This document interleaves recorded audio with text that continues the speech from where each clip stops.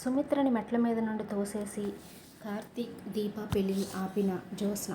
ఇది ఎలా జరగబోతుందో తెలుసుకోవాలి అనుకుంటే కనుక ఈ ఎపిసోడ్ని అయితే పూర్తిగా చూసి లైక్ చేయండి. అలాగే కొత్తగా ఎవరైనా మన ఛానల్ని చూస్తున్నట్లయితే కనుక కార్తీక దీపం అప్డేట్స్ కొరకు మన ఛానల్ని అయితే సబ్స్క్రైబ్ చేసుకోండి. ఇంకా ఎపిసోడ్లోకి అయితే వెళ్ళిపోతే ఇంకా కాంచన అయితే కార్తీక్ నాకు ఒకటి అర్థం కావడం లేదురా, నేను వెళ్ళి ఆ ఇంట్లో వాళ్ళని ఎలా అడుగును పెళ్లి గురించి, ఏం చేయాలో నాకు అర్థం కావట్లేదు అని చెప్పేసి అంటూ ఉంటుంది కాంచన. అప్పుడైతే అనసూయ, అక్క మీ చెల్లెమ్మ మీ పుట్టింటి వాళ్ళే కదా, ఎందుకు వెళ్ళడానికి నువ్వు అంత ఇబ్బంది పడుతున్నావు అని చెప్పేసి చెప్తుంటే అప్పుడు ఇంకా వాళ్ళ అన్నయ్య వస్తాడు దశరథ. వచ్చేసి నాకు తెలుసమ్మా నువ్వు అలా ఇబ్బంది పడతావని నేను వచ్చాను అని చెప్పేసి అంటూ ఉంటాడు. ఇంకా అలా చెప్పగానే సుమిత్ర అయితే, వచ్చావా అన్నయ్య నా కోసం, నువ్వు వస్తావని నేను ఎదురు చూస్తున్నా అన్నయ్య, ఇంటికి రావాలంటే నాకు ఏదోలాగా ఉంది, ఎంతైనా పెళ్ళి అయిన తర్వాత పుట్టింటికి అమ్మాయి ప్రతి ఆడపిల్ల కూడా పరాయిదే అని చెప్పేసి అంటూ ఉంటుంది. ఇంకా దశరథ అయితే, నేనే కాదమ్మా నాన్న కూడా వచ్చాడు, పిన్ని నాన్న కూడా వచ్చారు అని చెప్పేసి ఇంకా వాళ్ళిద్దరు కూడా వస్తారు లోపలికి. వదిన వచ్చావా వదిన అని చెప్పేసి వాళ్ళ వదిన్ని చూసి కాంచన అయితే ఒక్కసారిగా హత్తుకుంటుంది. అలా హత్తుకున్న తర్వాత వాళ్ళిద్దరూ కూడా లోపలికి వెళ్తారు. ఇంకా ఏమండి నేను వదిన మాట్లాడుకుంటామని చెప్పేసి ఇద్దరు కూడా లోపలికి వెళ్తారు. ఇంకా ఎలా ఏర్పాట్లు చేయాలి అని చెప్పేసి వాళ్ళిద్దరూ కూడా మాట్లాడుకుంటూ ఉండగా కాంచన అయితే ఇలా ఉంటుంది, వదిన నాకైతే చాలా సంతోషంగా ఉంది, నా కోడలను క్షమించి నా కోడలి పెళ్ళికి, నా కొడుకు నా కోడలి పెళ్ళికి నువ్వు ఒప్పుకున్నందుకు నాకైతే చాలా సంతోషంగా ఉంది వదిన, నేనేమి ఇచ్చినప్పటికీ కూడా నీకు ఏం చేసినప్పటికి కూడా తక్కువే అని చెప్పేసి అంటూ ఉంటుంది సుమిత్రతో. కాంచన అయితే అప్పుడైతే సుమిత్ర అంటూ ఉంటుంది, వదిన నేను నా ముఖానికి పౌడర్ ఎలా పూసుకున్నానో నా ముఖం మీద నవ్వును కూడా అలాగే పూసుకొని వచ్చాను, ఎందుకంటే మా మావయ్య గారు ఇచ్చిన మాటను నేను నిలబెట్టుకోవాలి, లేదంటే నా భర్త మావయ్య గారి ముందు తలదించుకోవాల్సి వస్తుంది అని చెప్పేసరికి ఒక్కసారిగా కాంచన అయితే షాక్ అయిపోతూ ఉంటుంది. అంటే వదిన నీ ఇష్టపూర్వకంగా ఇప్పుడు రాలేదా నువ్వు మా ఇంటికి అని అడిగినప్పుడు, లేదు వదిన నేను మీ కోడల్ని నేను క్షమించలేను, ఎందుకంటే నా కూతురిని చంపబోయింది, నా భర్తను చంపబోయింది, అలాంటి నీ కోడల్ని నేను అసలు ఎలా క్షమించగలను, నీ కోడల మీదకి ఎవరో కత్తితో పొడిచారు, వాళ్ళని నీకు తెలిసి ఎవరో తెలిస్తే నువ్వు వాళ్ళని క్షమించగలవా, నేను ఎలా క్షమించగలను అనుకుంటున్నావు వదిన, నేను ఎప్పటికీ కూడా నీ కోడల్ని క్షమించను, అలా నా కూతురిగా కూడా అంగీకరించను అని చెప్పేసి అంటూ ఉంటుంది. మరి వదిన ఎందుకు ఈ పెళ్ళికి మరి ఒప్పుకున్నావు అని చెప్పేసి అంటూ ఉంటుంటే ఇంకా సుమిత్ర చెప్తుంది, నేను మావయ్య గారి కోసం ఆయన కోసం ఒప్పుకున్నాను, కానీ ఈ పెళ్ళి జరగదు అని చెప్పగానే కాంచన ఒక్కసారిగా షాక్ అయిపోతుంది. ఏంటి వదిన ఏం మాట్లాడుతున్నావు, పెళ్ళి జరగదా అని చెప్పేసి అన్నప్పుడు, అవును వదిన ఈ పెళ్ళి జరగదు, ఈ పెళ్ళిని ఆపాలి, అది కూడా నువ్వే ఆపాలి అని చెప్పేసి కాంచనతో చెప్పగానే కాంచన అయితే ఏడుస్తుంది. నా వల్ల కాదు వదిన, ఇవన్నీ నేను తట్టుకోలేను, నా చేతులతో నేను చేయలేను, నా అన్నకి నా తండ్రికి నేను దూరం కాలేను, ఇప్పటికే నేను చాలా దూరంగా ఉంటున్నాను అని చెప్పేసి అంటూ ఉంటుంది కాంచన. ఇంకా ఈలోపు అయితే జ్యోత్స్న లోపలికి వచ్చి మమ్మీ ఈ పెళ్ళి జరుగుతుంది, ఎందుకంటే నా తాతయ్య మాట పోకూడదు, మన ఇంట్లో శుభకార్యం జరిగితేనే మన ఇంట్లో శుభం జరుగుతుంది అని చెప్పేసి పంతులు గారు చెప్పిన విధంగా ఖచ్చితంగా మన ఇంట్లో అయితే దీపా కార్తీక్ పెళ్ళి జరగాల్సిందే, బావ పెళ్ళి జరిగి శుభకార్యం జరిగితేనే మనలో శుభంగా ఉంటుంది అని చెప్పేసి జ్యోత్స్న అయితే ఉంటుంది. ఇంకా కాంచన అయితే ఏంటి జ్యోత్స్న ఇంత మంచిగా ఆలోచిస్తుంది, దీని వెనక ఏం ప్లాన్ అయినా వేసిందా అని చెప్పేసి కాంచన అయితే అనుకుంటూ ఉంటుంది. అయినా ఏదైతే ఏమైంది వదిన్ని పెళ్లి కప్పిస్తుంది, నాకు అదే చాలు అని చెప్పేసి అనుకుంటూ ఉంటుంది. ఇంకా అందరూ కూడా పెళ్లికి ఏర్పాట్లు చేసుకొని ముహూర్తాలు అయితే పెట్టిస్తారు.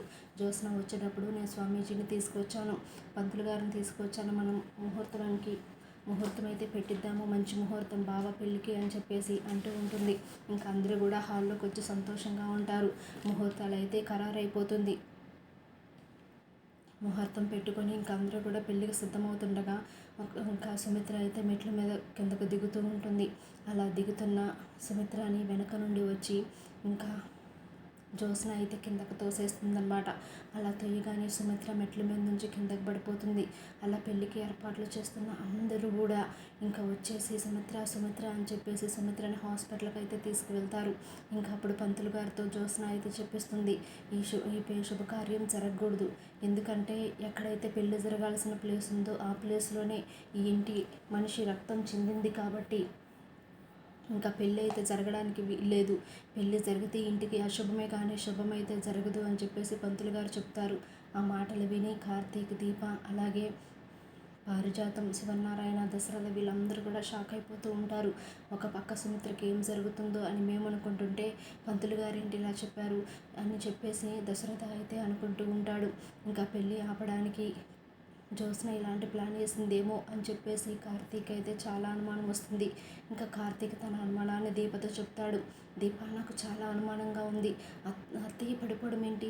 అత్త జాగ్రత్తగానే నడుస్తుంది. కొన్ని సంవత్సరాల నుంచి ఇంట్లో ఉంటున్న అత్తకి ఏ మెట్టు ఎటుంటుందో తెలియదంటావా? ఇది ఖచ్చితంగా పక్కా ప్లాన్తో జరిగిందే.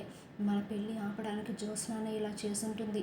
నాకు తెలుసు, నాతో ముందే ఛాలెంజ్ చేసింది జ్యోత్స్న, నీ పెళ్ళి జరగనివ్వను బావా అని చెప్పేసి. అందుకే ఈ విధంగా ఈ పెళ్ళి ఆపడానికి ప్రయత్నిస్తుంది. కానీ పెళ్ళి అయితే ఆగకూడదు, పెళ్ళి జరగాల్సిందే అని చెప్పేసి కార్తీక్ అయితే దీపతో అంటూ ఉంటాడు. ఒక పక్కేమో తోసేసి జ్యోత్స్న బాగా ఏడుస్తూ నటిస్తూ ఉంటుంది. మమ్మీ మమ్మీ కాళ్ళు సరిపడిపోయావా మమ్మీ?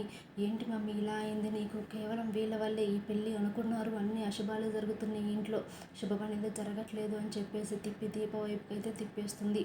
అప్పుడైతే ఇంకా పారిజాతం చాలా బాధపడుతూ, అయ్యో సుమిత్ర ఏంటి నీకు ఇలా జరిగింది అని చెప్పేసి అంటూ ఉంటుంది.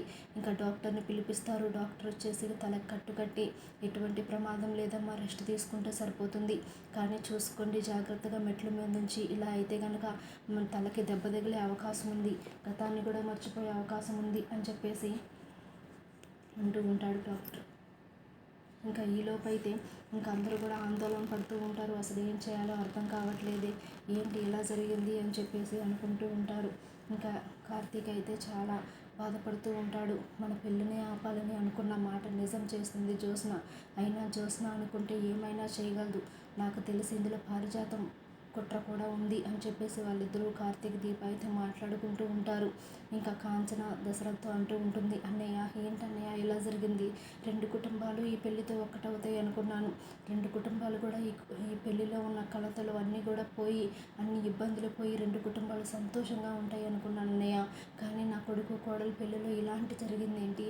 అసలు పెళ్ళి ఆగిపోవడం ఏంటి? నాకు అసలు ఏమీ అర్థం కావడం లేదు. ఏం జరుగుతుందో అర్థం కావట్లేదు అన్నయ్య అని చెప్పేసి దశరథ్తో అంటూ ఉంటుంది.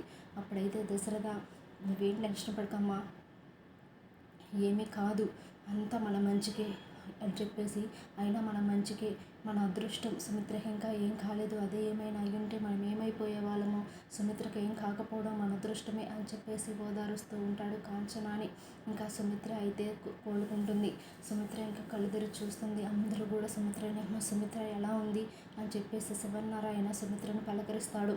పలకరించేసరికి సుమిత్ర అయితే, నాకు బాగానే ఉంది మావయ్య గారు, పెళ్ళి అయితే జరిగించండి, నా మూలంగా పెళ్ళి ఆగడానికి వీల్లేదు అని చెప్పగానే జ్యోత్స్న ఒక్కసారిగా షాక్ అయిపోతుంది.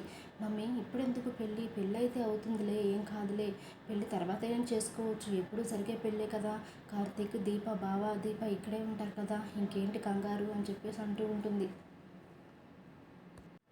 ఇంకా సుమిత్ర అయితే, లేదమ్మా, ఈ ముహూర్తం చాలా మంచిది, ఈ ముహూర్తంలోనే వాళ్ళు పెళ్లి జరిగించేయాలి, లేదంటే నీ మీద ఉన్న నింద అలాగే ఉంటుంది, నీ మీద ఉన్న నింద పోవాలనే కదా నాకు ఇష్టం లేకపోయినప్పటికీ కూడా ఈ పెళ్ళికి నేను ఒప్పుకున్నాను అని చెప్పేసి సుమిత్ర అయితే అంటూ ఉంటుంది. ఇంకా ఆ విధంగా అయితే జ్యోత్స్న పెళ్ళి ఆపడానికి ట్రై చేస్తుంది.